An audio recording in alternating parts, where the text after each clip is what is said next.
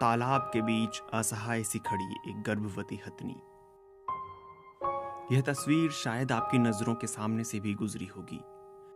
काफी देर तक यूं असहाय खड़े रहने के बाद वह हथनी मर गई। साथ ही उसके पेट में पल रहा अजन्मा बच्चा भी दुनिया में आने से पहले ही मर गया। इनकी मौत के साथ ही काफी हद तक इंसानियत भी मर गई।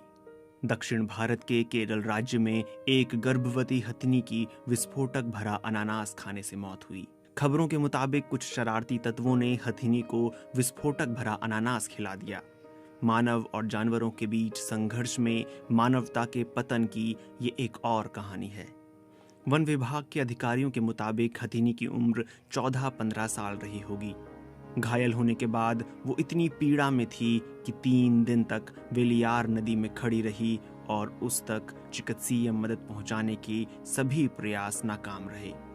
इस दौरान उसका मुंह और सूंड पानी के भीतर ही रहे। Silent valley national park Palakkad के वाइल्ड लाइफ वार्डन सैमुअल पचाव ने बीबीसी हिंदी से कहा कि उन्हें वो जगह नहीं मिली है जहां हथनी घायल हुई थी। वो सिर्फ पानी ही पी रही थी।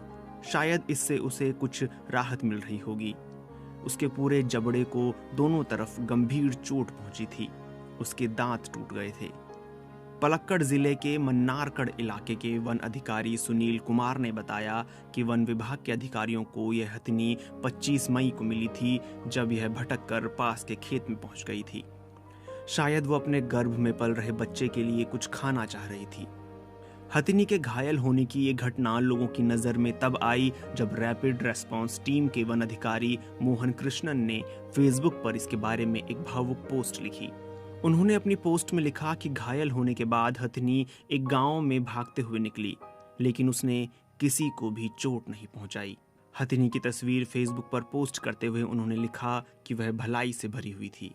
वो कहते हैं कि तस्वीरों में हथनी का दर्द कैद नहीं हुआ है।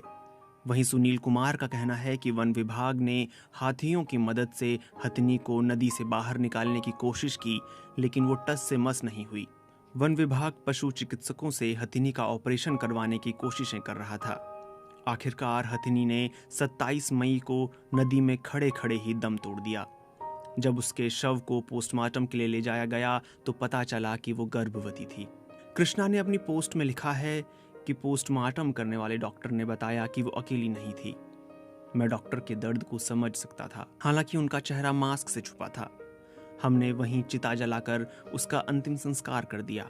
हमने उसके सामने सिर झुकाकर अपना अंतिम सम्मान प्रकट किया। वहीं सैमुअल पचाव का कहना है कि इस मामले में मुकदमा दर्ज कर लिया गया है और हथनी की मौत के लिए जिम्मेदार लोगों की पहचान करने की कोशिश की जा रही है। नीलांबूर वन क्षेत्र में जानवरों और मनुष्य के बीच संघर्ष कोई नई बात नहीं है। ये वन क्षेत्र केरल के मल्लापुरम और पलक्कड़ जिलों के 4 वन क्षेत्रों से लगा हुआ है। पचाव कहते हैं कि पहले भी लोगों और जानवरों के बीच संघर्ष के मामले सामने आते रहे हैं, लेकिन ये पहली बार है जब किसी हाथी को इस तरह विस्फोटक से घायल किया गया हो।